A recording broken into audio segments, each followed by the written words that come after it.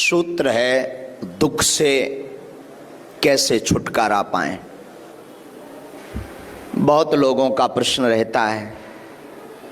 बहुत लोग आते हैं, महाराज हम बड़े दुखी हैं, छुटकारा पाना चाहते हैं। कई लोग तो हद कर देते हैं। बहुत लोग आते हैं तो कहते हैं महाराज अब हम थक गए हैं, मरना पसंद है हमें, जीवन में बहुत हताश हो गए, अब हम जीना नहीं चाहते, अब जीवन का कोई उद्देश्य नहीं बचा, अब जीवन में हमें कुछ समझ नहीं आ रहा, हम मरना चाहते हैं। ऐसा बहुत लोग कहते हैं, क्वेश्चन करते हैं। क्या आपको लगता है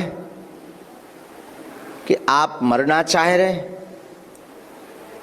क्या आपको लगता है आपके रास्ते बंद हो गए? क्या आपको लगता है कि अब हमारा कोई नहीं है?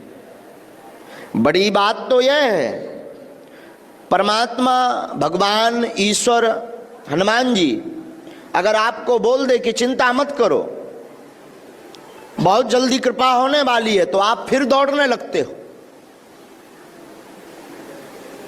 अभी आप हारे नहीं हो। एक हमारे मित्र हैं, बहुत अच्छे, मुंबई में रहते हैं, बहुत प्यारे हैं, बिजनेसमैन हैं। कभी कभी उनसे हमारी चर्चा होती है तो वो एक बात बहुत अच्छी बोलते हैं। गुरुदेव कहते हैं गुरुदेव, गुरुजी। हमने कहा हाँ। बोले जीवन में हारता वो व्यक्ति है जिससे जीत की चाह होती। हमने कहा मतलब? बोले जो जीत की कामना को लेकर के, विजय प्राप्ति की कामना को लेकर के काम करता है अथवा स्ट्रगल करता है वो हारता है, और जो पहले से ही हार मान चुका हो भला वो क्या हारेगा? जिसने अपने जीवन में ये कह दिया कि मुझे जीतना है ही नहीं, उसे कोई नहीं हरा सकता। जिसने ये कह दिया कि मैं हारा हुआ हूं, उसे कोई नहीं हरा सकता। हम लोग त्रुटि क्या करते हैं? हम लोग गलती ये करते हैं कि संसार पर आशा करते हैं, जगत पर, लोगों पर, फ्रेंड सर्कल में आशा करते हैं। सत्य तो यह है कि जहां आशा है वहीं निराशा है, वहीं दुख है। जहां आपने आशा की वहीं दुख है। आपने बागेश्वर धाम से आशा की,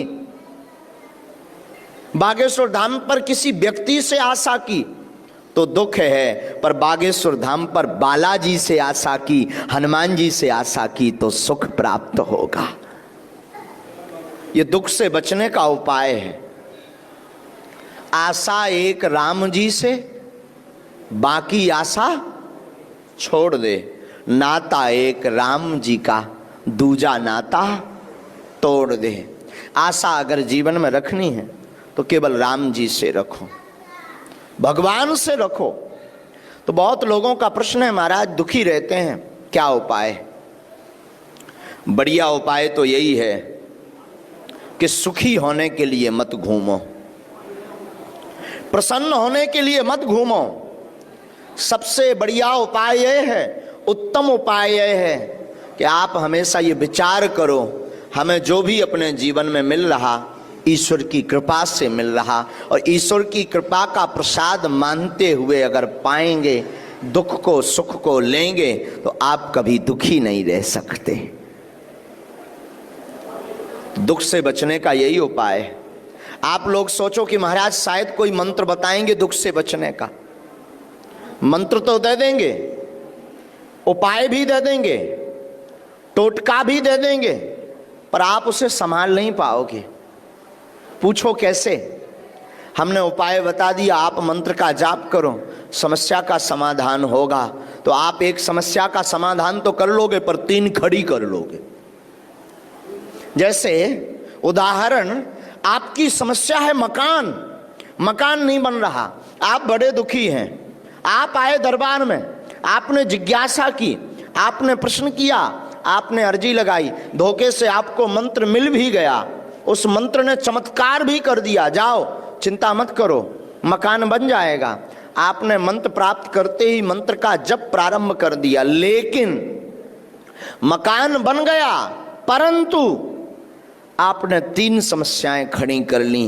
अब मकान का मेंटेनेंस कैसे चलेगा, मकान में एसी कैसे लगेगी, मकान के बाहर बड़ी बड़ी महंगी महंगी कारें कैसे आ पाएंगी। ये 3 समस्याएं आपने खड़ी कर ली। धोखे से वो मंत्र आपने और प्रयोग किया, आपका बिजनेस चलने लगा, मकान का में एसी भी लग गया, मकान के बाहर बड़ी बड़ी महंगी महंगी कारें भी खड़ी हो गई, लेकिन तब तक बींडनी नहीं आई, ब्याह नहीं हुआ, शादी नहीं हो रही। तब और परेशान, तब और झंझट में फंसे। फिर एक और टेंशन आ गई, अब शादी हो जानी चाहिए। शायद शादी भी हो गई तो फिर बच्चे